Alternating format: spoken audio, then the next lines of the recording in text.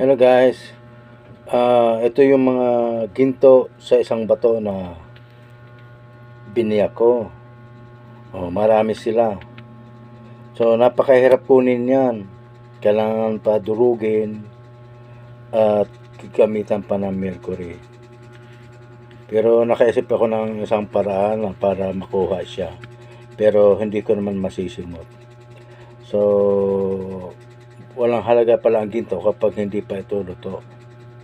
So kailangan pa itong lutuin para siya ay tumigas at magsama-sama. Yan, ang dami niya. Diba? Yung mga nauna, iba yon. Mas marami to.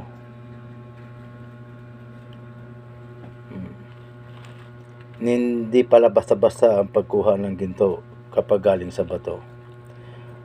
Kahit yung mga ginto na sa putik na may tubig, gagamit pa ng compressor. Ito, wala nang kahirap-hirap maliban lang sa pagbasag nito. Babasagin mo ng maso. Kung may machine ka na crusher, milyones naman ang halaga nun. So, dapat siguro dito ay jackhammer. Kaya, mga guys, hindi pala basta-basta talaga ang pagkuha ng ginto. Iba pa yung sa minahan. Dito mga ginto area sa mga bato, dito sa river ng Amambagan, river ng Pangasinan. So, ang dami nyo.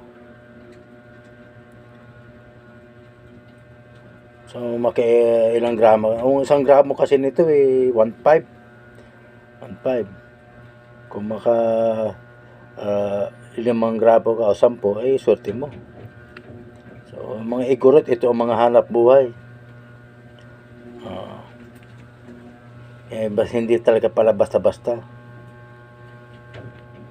Dito na yumaman yung mga igurot.